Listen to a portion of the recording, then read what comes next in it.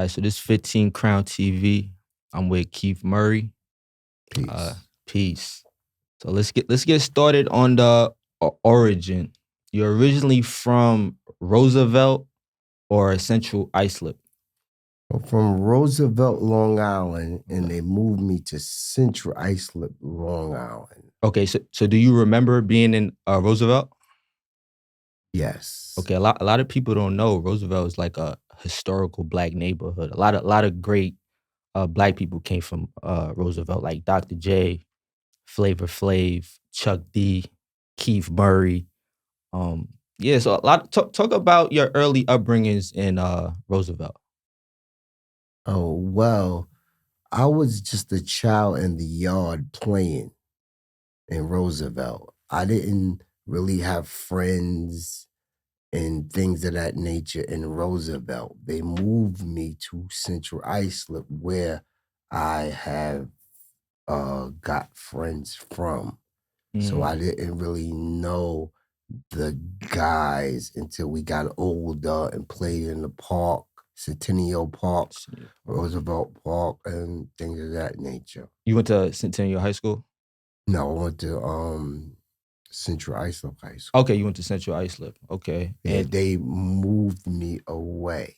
My mother and father split up, and then I moved to Suffolk.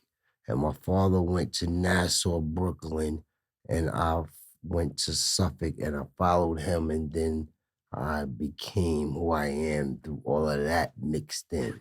so how was Suffolk? Because Suffolk, from my understanding, it's not a lot of black people in Suffolk. It's a lot of I think it's like a lot of racial tensions in Suffolk County. You said there's not a lot of black people in Suffolk? From what I know, like Medford, probably like the beginning of Suffolk, but as you keep going deeper, it's like very white. You know, it's a lot of nice homes, but it's racial tensions. I've read a couple articles about KKK was leaving a marking on somebody's house in Suffolk County. Oh, for real? That was recent. That was like 2 years ago. But how was your experience? You grew up in the 80s, right? Yes. Okay. How was your experience in Suffolk County? Well, my experience was in Long Island. We can fend for yourself, be a good person, but don't take no shit. Mm. And, you know, there's a hood everywhere. So we are the same, even though we don't realize we are. Okay. Did you guys have that chip on your shoulder? Because I know a lot of people that's not from the city. A lot of them have like that chip. They be like, "Yo, we doing our thing too. Like we from Long Island or like Mount Vernon, Yonkers." Did you grow up with that chip? Nah, I really didn't, because I was accepted all across the world as a MC, rapper, lyricist. I'm a people's person. So, you know, I'm able to build with people from different areas, and we can congregate and coexist. Okay. But at the same time, we may have clash, and it may be some discrepancies, but at the end of the day, you're still black. Okay. But at the end of the day, I know some white people that I grew up under, and Puerto Ricans that also didn't look at color. You know what I'm saying? It's interesting that you bring that up, because the color scheme is still going on today around the world. That's true. That is true. I read somewhere that, well, you just actually told me you spent some time in Crown Heights in the 80s. Okay, so you was a Decepticon. Nah, I wasn't a Decepticon. I was under the Decepticons. I was the Razorcon. Oh, you was a Razorcon. Yeah.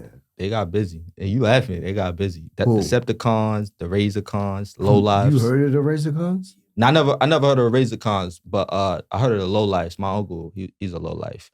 Shout out to Rudy Lowe. Rudy Lowe. Oh yeah, that's the creator of the Lowlights, right? Well, you asking me a question, I'll tell you no lie, but shout out to Rudy Lowe. I'm like your style. Shout out to Rudy Lowe. I don't know who created it, but you know, Low Life is Polo, the clothes. Yeah. They and shout out to Gorilla Mims and everybody in Sadat X and people of those nature. Those are my people. I love them. So what was the difference from like Long Island and then when you came to Brooklyn? Because I know Brooklyn was very aggressive in the 80s. There was a lot of robbing. There was a lot of like shooting on the train. So what was the difference when you came? Was it a culture shock? Well, the difference was buildings and people brushing shoulders with each other on a constant basis, looking each other in the face when you go to wake up and go to sleep. In Long Island, we lived in houses. Like Queens. Yeah, so we didn't live in projects where people will look at you and know you're going to lay down tonight in my building. Mm-hmm. That's the difference, but it's the same everywhere you go. It is. So I want to take it back to Long Island. I know crack. You say you grew up in the 80s, right? So how did the crack epidemic change? Like, what effect did that have on your life? I heard you had an incident when you was younger that I think you caught your first case. You was defending your mother, right? Well, if that was what you feel was but I wanted to like, could you go deeper into that story? So how did you catch that first case? Oh, you caught whims of that. Yeah, I caught whims of that. So, you know, with the razor cons Playing and razor things tag, of that nature, this guy was I don't really want to talk about my mother. Mm-hmm. Okay. But I did catch an assault charge from a person talking to my mother, getting at her. And then I was volatile towards the person. And the detectives got their information from people that was around me. As now that I'm Keith Murray, I understand, because we would sell to the same crackheads. Like, this crackhead had certain amount of money, so we wanted that money. So we would figure out how to get that crackhead. So we would sell to that crackhead, and then information was spreaded about what we was doing. Okay. And where were you locked up at once you caught that case? They sent you upstate? Nah, I never went upstate. I was in Pink. You was still a juvenile.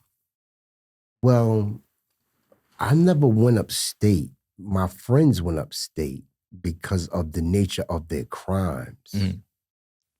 I never went upstate by the grace of God. I swiped that bullet, you know what I'm saying? But I've never been witness to having to go upstate by selling drugs.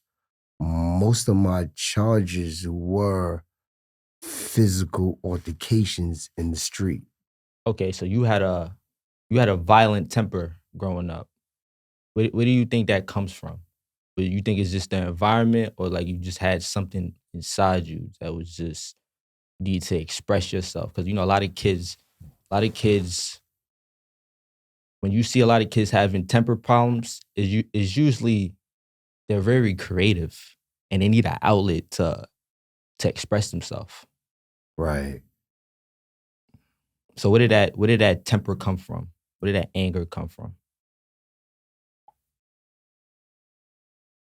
Being a male and wanting to show and prove that I am not to be played with and fucked with in the streets at that age. But it was a learned behavior. You know what I'm saying? Mm-hmm. It was like we was hanging out. We gave ourselves a name. The cops call us a gang. LOD? LOD.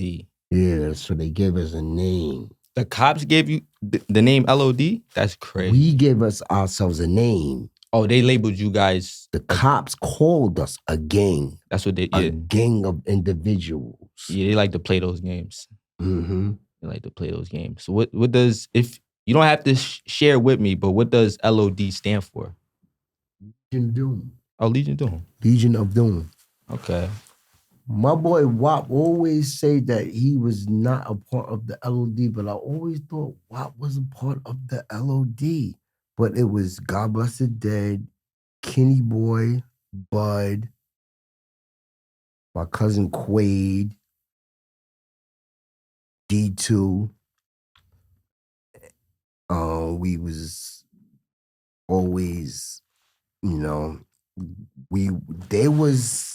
Central Islip is a unique place because you had Lowell Avenue on one spot, then you had Elmore Street in my neighborhood. My grandmother lived at. You grew up on 26 Cherry Street. I know. Okay. Talk about. I didn't mean to. I know you was in a moment, but talk about. Wait a second. How you know about that? Do my research. You got it. You keep. 26 Cherry Street was crazy. In my mind now that I think about it,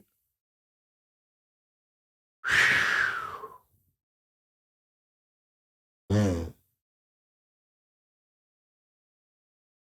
those times, I ain't gonna go ahead. Oh, now, how was it growing up on 26? See, because I don't know you, you don't know me. Mm-hmm. So we just getting to know each other and we filling each other out for the interview. Yeah, I heard about some crazy stories on 26 Cherry Street, but We're not gonna talk about that. But just shout out to 26 Cherry Street, Central Islip. That's your shout out. Get the fuck out of here! How you know about 26 Cherry Street? I did some research. You Keith Murray. You think I come here not knowing nothing about you? I'm gonna do my research. Yeah, yo, 26 Cherry Street. I had a dirt front yard. It was all dirt. So is it projects out there or like what's the? I know you said it's houses, but like in the hood, when you in the hood, like well, it was sectioned off. Okay. Okay, let me break it down for you. Okay, you had Low Avenue, and then you had Elmore, that section by the high school, and then my section, and then you had the new development area. It was different developments in Central Islip. It was higher class, middle class, low class. And a lot of drugs and violence was in the low class. Okay. But good-hearted people. Yeah, in the hood, you always meet some of the most like just genuine. It wasn't negative. Like people living their lives. You know what I'm saying? I see online today, they talk about Central Islip and the memories of Central Islip. And they show pictures and things of that nature. If you know what I'm talking about, you see it. Okay. We warming up. So once we start heating up, the interview would be different. So what did Uncle T-Roy mean to you? Uncle T-Roy meant the world to me, and he still means the world to me because we're here on planet Earth. Yes. He is like my brother, my father, my uncle, my grandfather, all wrapped in one now because time goes by. You know what I'm saying? My father is the oldest, and Uncle T-Roy was the youngest born. Okay. Sons. Okay. And I was the firstborn son. And your favorite rapper growing up was Curtis Blow. Talk about what Curtis Blow meant to you growing up as a kid in Long Island. You know, a lot of the viewers, they're gonna be younger, so a lot of them not gonna know who Curtis Blow is. They should. Curtis Blow, he has style. He knew how to move. He knew how to talk. He knew how to present himself. And he was likable. And you just wanted to be like him. And you just wanted to rock with him. Shout out to Uncle Curtis Blow. Okay. And then when you caught one bid, and then you caught did you catch that second bid right after, or what's the time gap between that first bid and that second bid? I'm curious. Well, I didn't. What did I caught a bid? What'd you say? You caught a second bid, right? In your younger years, like I know you caught that first one, and then you caught the second one. I want to know, like, what happened with that second one. I see you unzipping your shirt. What you mean unzipping your jacket? The mischievous he got that mischievous face. I'm getting loose. Are you getting loose? Yeah, make yourself at home. Get comfortable. What'd you say? The second bid. When did you catch that second bid? Did you catch the second bid? I don't understand what you asking me. Like, when did you get arrested the second time? You got arrested the second time, right? Like a club fight or something? You allegedly got into it with somebody, a club promoter, and it. No? Okay, I'm tripping. All right. Nah, you ain't tripping. It happened. Oh, what happened? Can you talk about that? Like, what happened with that situation? Nah, I'm thinking about what you're saying, and in my mind, I'm replaying the events that went on. You know your what visual. I'm saying? Okay. Yeah. So I'm like, where you going with this? Because like the way I live now is cool, easy. But back then, we pop niggas' heads off quick. Gangsta. Not like going out there starting trouble, but we stand our ground. You know what I'm saying? Stand on business. Huh? Said that's a new term the kids say. Standing on business. Oh, that's from King. Okay, you sharp. From T.I. son. You sharp. Yeah. Standing on business. I don't know about how you can put that in standing on business. I don't know. Well, because y'all not bullying nobody. Mm-hmm. But if people try to mess with y'all standing on business. Like, y'all letting people have it. Yeah, well, you know, the younger years used to be wilding, going out there fighting and doing things that would put us in jail. So the cops would be ready to lock us up. You know what I'm saying? So I don't really know how to lay it out for you. I'm catching you as you ask me these questions because I'm thinking about them. And then I'm going to go back into the stories of them. That's what I'm thinking as you talking. You know what I'm saying? Like, that, this, that, that. Okay. So what age did you realize you had a gift for rapping? And how did you develop your strong vocabulary? You got a very strong vocabulary. You're good with words. So what age did I develop? What age did you know that you had, like, you was nice at rapping? Like 12 years old. Oh, 12 years old. Mm-hmm. Okay.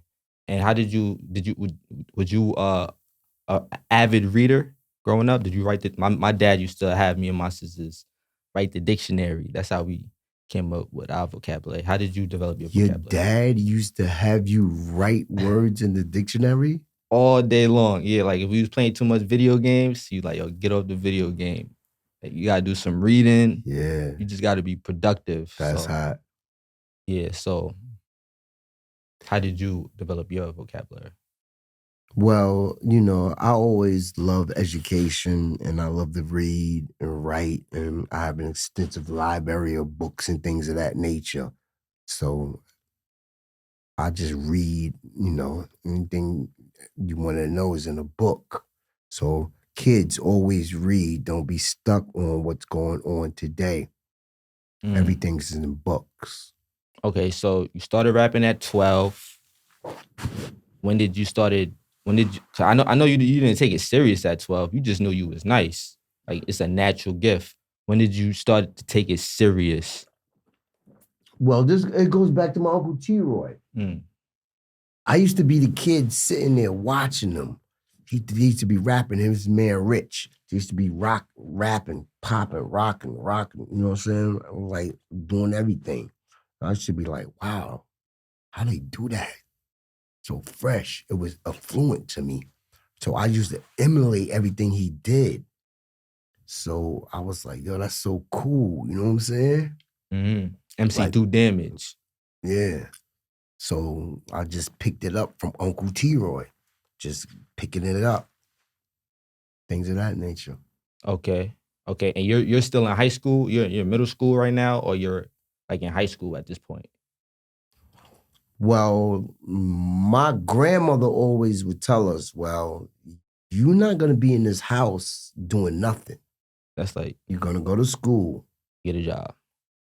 Yeah, you're going to go to school. Before even jobs, we can even get jobs. You're going to go to school. Okay. You have to go to school. Have to learn what's going on in school. Pay attention. Nowadays, kids get frustrated and things of that nature. Just make it fun. You know what I'm saying? My grandmothers, Dolly Mae and Clara Hall, always put education in front of us and jobs. And I always see my uncles and aunts and mothers and fathers and everybody work.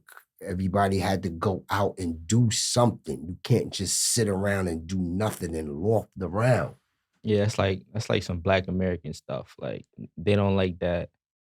You either gotta get a job or you gotta go to school, or else you getting kicked out. That's just what it is. Did you graduate from high school? Well, no, I didn't. I graduated in the penitentiary in my fourth quarter. You got the GED in the penitentiary. 18?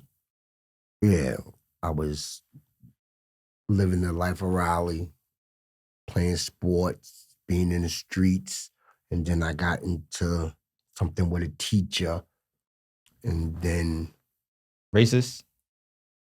well, one day I was suspended, but I had to go to school to get my books, and my mother took me there to get them. So I went from my locker to go get the books, and I was walking from my locker to the office, and I knew my mother was in the office. So I was being me, walking, and he was talking to me. I wouldn't stop. So I'm walking, and then he walking behind me. He didn't know my mother was in the office. So when I walked into the principal's office, I walked in and I pushed the door. He said, "This little nigga." And my mother was sitting there. And that changed it for me. I knew it was a racist world. What happened? What transpired? You end up like putting hands on him? Nah. What happened was eventually I was in the 11th grade.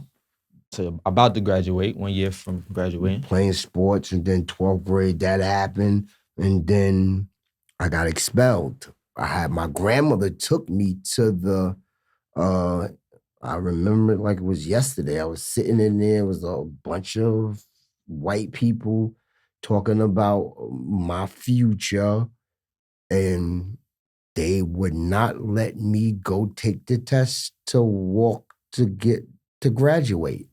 They expelled me from school in the fourth quarter. Why though? Were you skipping? Nah, You just doing your thing?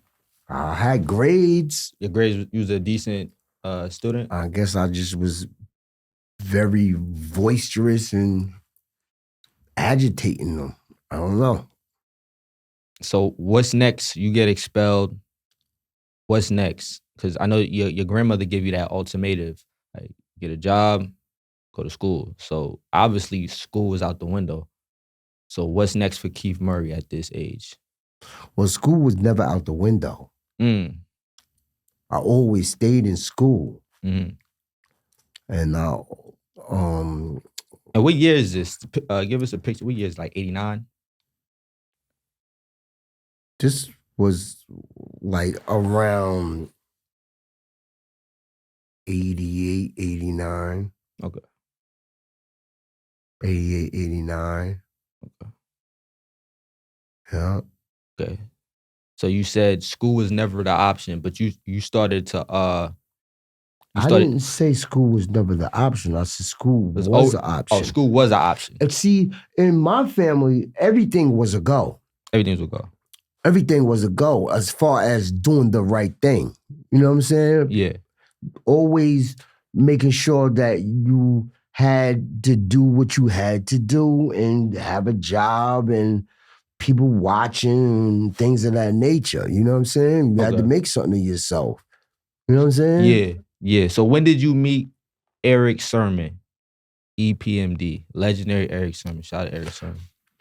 So that's a good question because we used to be on Carlton Avenue in Central Islip. That's a main strip? Yeah, Carlton Avenue. And K Solo is from Central Islip. Shout out to K Solo. Yeah, shout out to K Solo. So he used to come over there and we used to like run up on him and I used to rap. And then I said, Eric, yo, Solo, I know Eric mother moved.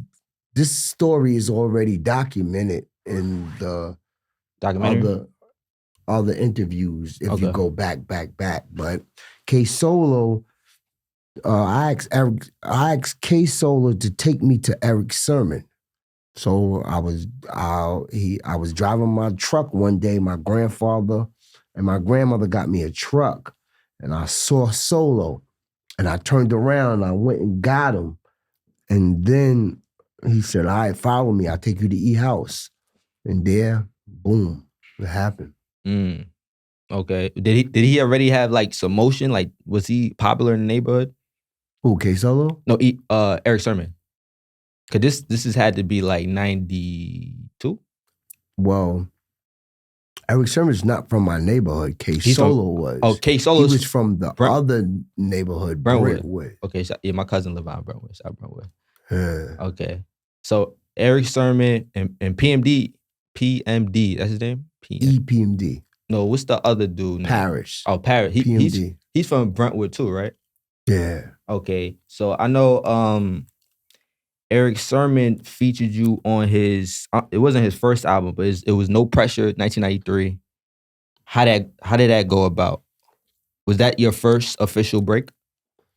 Well, I used to come from my town and go CE after Solo put us together.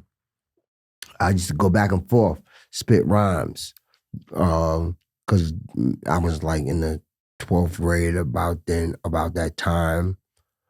And then he what I'm getting off track because I'm thinking about something else. Hostile. I believe that's the name of the song. I said, how did that go about? So you said you met Hostile, No Pressure, 1993. I was asking, was that your first breakout song that gave you notoriety, that made you popular? Yeah, Hostile was the single that Eric Sermon introduced me to the world from his single. Okay, and did it change your life? Because I know you were still a kid. So when that when that first check came, or when you first had your first performance, did it change your life? Was you out of Long Island like that, or was the money slow? Because I know when a lot of these new rappers get started, that money is slow. Back then, it was a progression.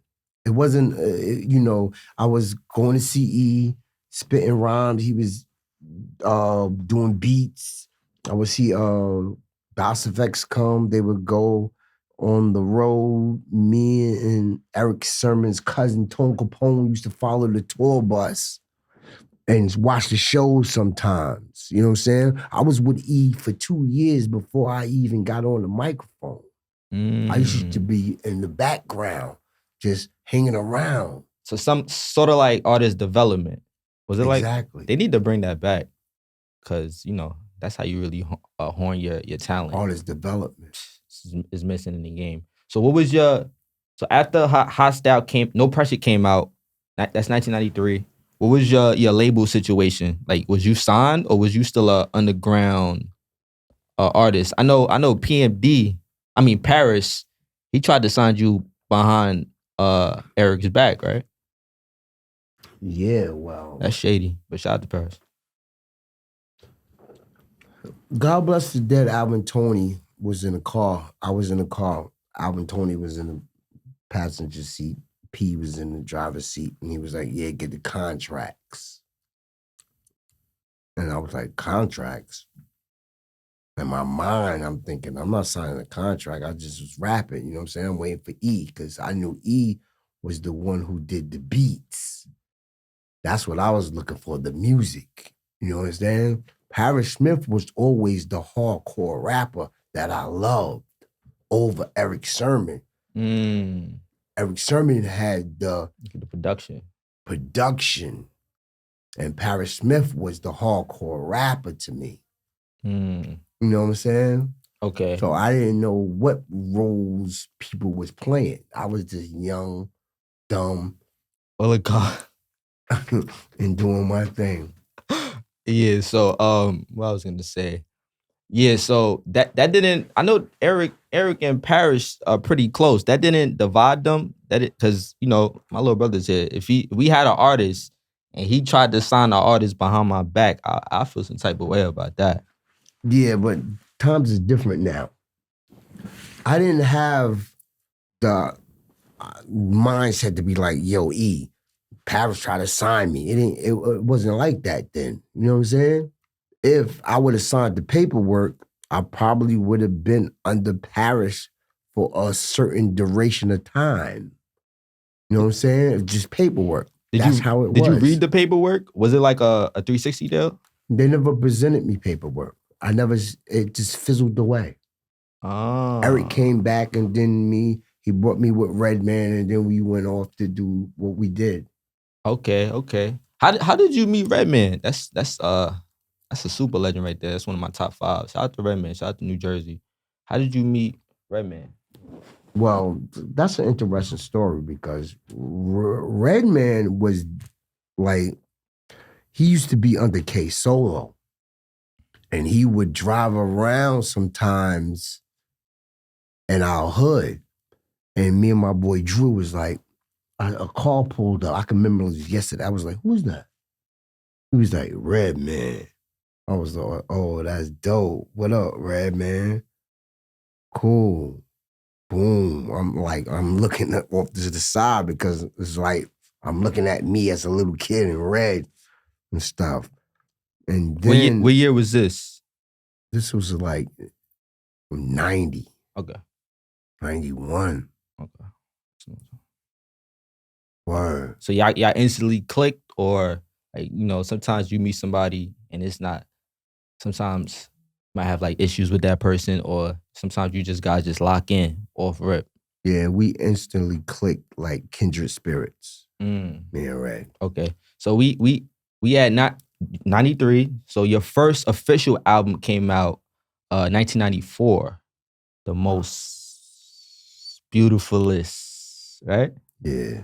So tell me about that album. That might be like your most popular album that everybody knows. Talk about 1994, what headspace you was in, like when you made that album? Well, that line was from Eric Sermon's Hostile. The most beautifulest thing in this world is my notion for murderous poetry and motion. Eric went in the studio and broke down my words and chopped it up. Okay. The genius he is, he's a producer. So he said, say the most beautifulest thing in this world, and he stopped it. And he produced me. Wow. So that's the album that changed your life. I'm pretty sure that's the album. Definitely. So what you did with that first check? Like you spent it on Mama Love. Like what you did when you got that first check? You just balled out. I know you was still a kid. A lot of people don't know. You was only like 22. I was 20. 20. Yeah. Even worse. Even worse. It wasn't even a check. It just started coming like organically with the music with us. You know what I'm saying? It wasn't like, yo, you sign this, you sign that. We just meshed and got to feel each other. Like how our interview is going right now. We started off slow. Now we speeding up. Now the room is heating up. You know what I'm saying? Yeah. Now we starting to figure out each other, me and you. Oh God. You know what I'm saying? That part. That's how it happened with E. Because Def Squad is about feeling. You know what I'm saying? Mm-hmm. If it don't feel right, if it ain't right, then we ain't gonna do it. Everything has to be positive and mesh positive. You know what I'm saying? Yeah. So that's just, it just feels right. Okay. I was looking at a Redman interview and he said, correct me if I'm wrong. He said you had some issues with Tupac. He didn't say you fought. He didn't say you guys fight. You fought. You had a standoff with Tupac Shakur? Well, yo, that's crazy because this is the new millennium. So yeah, we don't know. You don't know nothing about this. Yeah, so Fredro Star too had a little intake on what happened with Pac and everything. Shout out Fredro. Shout out Southside. We outside. Me and Pac never had no beef. Pac got shot and he wanted to know was people with him or against him at that time. You know what I'm saying? So we was in the House of Blue, we was rocking and everything. It was popping. I seen Pac, I said, what up, Pac? He said, what up? Then all of a sudden, some dude came to me and said, yo, Murray, my man wanted to know if you talking about him in that song. I said, who your man? He said, Pac. I said, I just seen Pac. He didn't say nothing to me. Then the crowd started dispersing. Redman was on the ledge. Niggas was moving around. We was formulating like, huh? What happened? And he was like, nah, I got shot five times. I just wanted to know. And his man was like this, and then Pac put his hand through his man's arm, shook my hand, and it was over. And did you have a relationship with Pac prior to that? Or was that you guys' first time meeting each other? Like when I first saw Tupac, it was at a P. Diddy party. Them Diddy parties. He laughing. It was at a P. Diddy party, word up. It was in Manhattan. So I walked up, I said, yo, Pac, you the shit. He said, no, you the shit. I was like, oh, shit. That's crazy.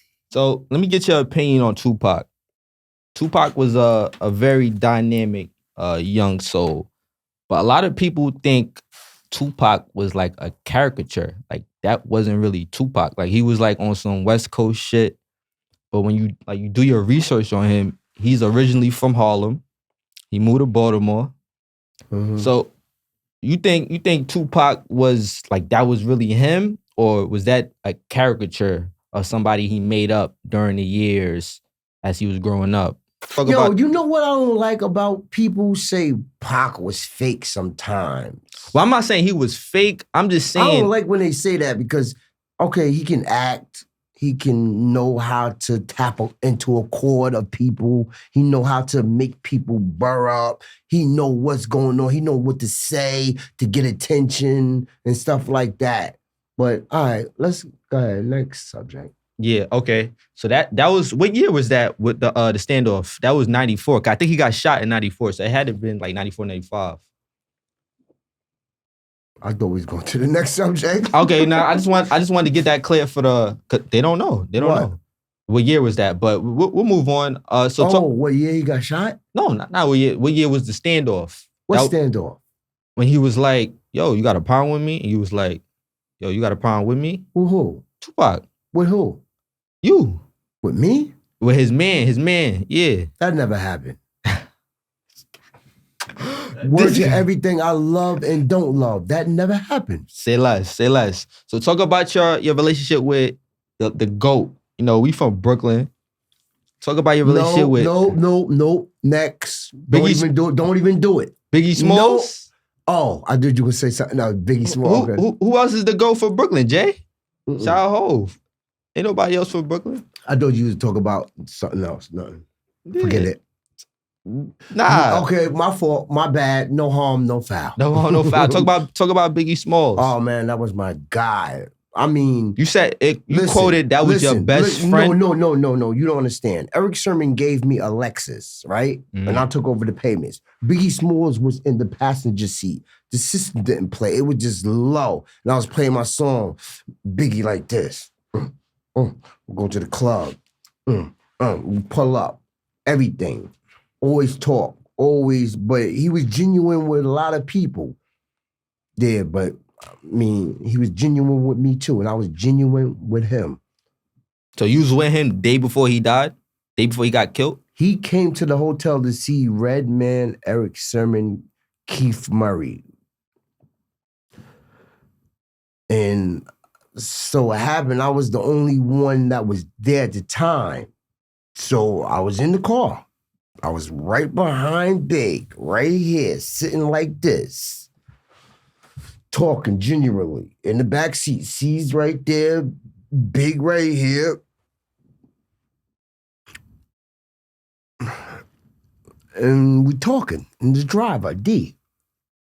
We talking. I can't remember if it was D or not. It had to be D, but whatever. But yeah, we in the car. We sitting there, right? We talking. He's like, yo, I got some shows over there in London. What do you think I should do? Leave, go do my shows. I said, Big, you know they don't like you here. Let it blow over. Go do your shows and just come back. Okay, so you just... So, we didn't go to the parties, Death Squad, for some reason. We didn't hang out that night. Eric Sermon knocks on my door. Boom, boom, boom, boom, boom. They got your boy. They got my boy. I'm thinking, they got your boy locked up. They got your boy locked up. That's what they mean. Who? What? Killed. Biggie. What?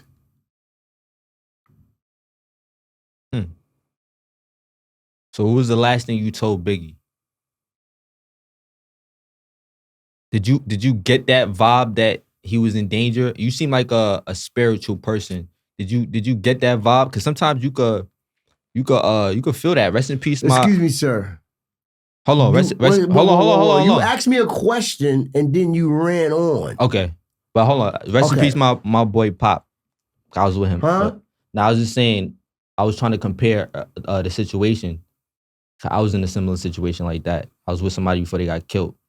So I was trying to say, you seem like a spiritual... I hate this shit. Okay. What do you hate? Talking about this shit. Okay. Well, this is for the younger fans. They don't know this. Okay, put me on. Younger fans, let's rock. My name is Keith Murray. Nice to meet you. I'm the all-time great. Spit the flies right out of New York State. How about that one? Okay, but getting back to Biggie, what was the last words you told Biggie Smalls before he died? Go do your shows. You know they don't like you out here. Okay. That was the last words I said to him. Okay. And you was fucked up about that, right? When you found that out. And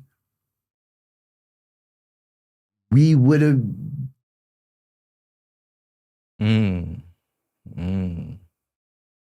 And I would have been, I don't know. I don't know what, I don't know. I don't know. I don't know this stuff. That's not nothing about Keith Murray. Now that I see, that's nothing for me to even be involved with. Not even talk about. Okay. Well, God rest the dead. Huh? I said, God rest the dead, Notorious B.I.G. I see his daughter has a nice pop-up. In Brooklyn. Yes, I gotta go there. I never even met his daughter, man. It's some fly shit out there. Damn, I gotta go over there. Yeah, when was the last time you've been to Brooklyn? I just came from Brooklyn. Oh, today? I'm from Brooklyn, Crown Prospect. My guy. So you said, did he ever give you back your publishing? Yeah, no, he didn't. And I need that because my daughter Madison and Milan, like Eric Perry, come on, AP, the publishing. Let's get the publishing. I know I did something dumb. Just, I don't know. I gotta go get it. What was your experience at those Diddy parties? You know, it's legendary right now. I never went to a Diddy party. I was right? Because one time I was in the halfway house, Diddy called me. That was for the second or the first? When I did the 3 years in Connecticut. Remember, I didn't go upstate. I went you went to Connecticut. You caught that in CT. Yeah, those people said they saw me still in boxes on my day off. Fine. Okay, so you locked up in Connecticut, and then Diddy did some slick shit. What? Like with your publishing? No, I ain't do no slick shit. He said, "Yo, I'll buy the shit." I shouldn't have sold it to him, and now I need to get it, but I just have to go get it. I'm glad you brought that up. Yes. So AP, let's go get it. Okay, and you don't have to answer this if you want to, but because I don't know, I'm trying to catch your vibe right now. But you see what's going on with Diddy right now, right? Like he got a lot of shit. What's your thoughts on that? Like, what was your experience with Diddy? Was he genuine, or did you notice anything suspect about him? Suspect like what? Like having homosexual activities with men? No, more like what are you saying? Be specific. This shady. Like what? It's a lot. Say it. Just say it. Go. There's a lot of stories about. Go with it. Look, hold on. I'm getting to it. I'm getting to it, brother. We ain't got much time, right? I'm getting to it. Like, just any like. Did you notice any? What was your perspective on Diddy? What was your opinion on when you first met him? A lot of people. What difference do it make? A lot of people say. Excuse me, sir. What difference do it make? That's that. What if he like men? He like men. If he don't, we're not even talking about men. A lot of shit like Diddy. See, that's the ticker. When you say Diddy, automatically I think that's what. Yeah, cause that's the most recent. I don't thing. know what you're saying, so say it. Like a gangster, like when you don't pussyfoot beat around the bush. Never pussyfoot. Never don't beat around the bush. All right, yeah. God damn, baby. Give it to me full blast all night. Give me what you got all night, you heard? Prospect Trooper. Prospect Trooper, man. Shout out to Crown Heights, man. Raise the guns. Sight dog, gotta get a ball. Okay. My cousin Sight dog passed away. Gunfire. We about to finish, but gunfire. Stop the gunfire in the streets. Stop that senseless gunfire. And fuck Nassau County Police too. Hey, rest in peace, my little brother Matt. He got killed by the police. I want to say something. I marched one time with Nassau in Borwood, and we marched. I never seen this before. We was in front of the Borwood police station. They was like, "Fuck you, motherfucker, suck my dick." The guys was going at the cops. I was sitting in there like, what the fuck is this shit? They was volatile, like, yo, and it was like, and they was standing the ground, the cops was arm in arm, and I was out there, we was out there, we was marching, went to the precinct. the sergeant came out, gave his card. I was like, yo, this is crazy, but I don't know what came of it. But go ahead. Did you ever resolve your problem with Prodigy? Rest in peace, Prodigy. I know you guys had a misunderstanding. We're not gonna say you guys had. Yes, I did. And I'm glad you brought that up. Rest in peace to Prodigy, because the younger people don't know. Yeah, we had differences. We had fisticuffs, the bing, ding, bang, bang, boom, biggie, pop, pop, pop. Whatever. You had the best of him, right? You guys got into a little, or is that beside the point? We passed that right now? No, I did not get the best of him. Okay. Pause. Gotta pause that. Shout out to Cam and Mace. Yo. It is what it is. Okay, and I gotta ask you about Foxy Brown. Why? Because you made some comments about Foxy. But I made comments about other people. Why you say her? Because it's a funny clip from Brooklyn. Yeah, and she Trinidadian. Shout out to Foxy. Shout out to Trinidad. You Trinidadian? Yeah, my mom is I'm Trinidadian. When you I'm lying? Inside my girlfriend. You can use that, but use it right and send me my check in the mail. Did you ever resolve the issue with Foxy? Because I know you said, I know you was just being honest, but it sound like you were saying you was getting the wop for Foxy Brown. But you know, that could be taken as disrespectful, but a lot of people don't know. Yeah, if Foxy my sister. Foxy's your... No, I said, like, I'm using that as an example, like how it could be taken as disrespect. I know, yeah. I know. I wasn't thinking on that level. I was just talking about what I was talking about. Yeah. But at the same time, me and Foxy Brown might meet up and have titillations. Okay, so we from Brooklyn. We from Brooklyn. Titillations. Could you please just... Titillation. We from Brooklyn. Can you please just you know like... what titillations is, right? What is... Nah, I don't even know what that is. That's like an 80s song. Gentlemen, boys and girls, children of all ages, titillations is feelings between. Just feelings between. Titillations. I'm gonna use that. I'm keeping that. I'm stealing that. Titillation. But could you know, we... Y'all guys is funny. Yeah, I think you gotta bring it up sometimes. I think y'all cooler than being here. I came in all stiff, now I'm loose with the pause. But you know, I wanna show the younger viewers that, you know, we gotta be respectful to the women, to the ladies. Could you please apologize? Younger? Yeah, like there's gonna be younger viewers watching this. Can you please, and for Brooklyn, can you please apologize to Foxy Brown? Just for that, it was just wild. And you know, Foxy, she's very sensitive. Listen.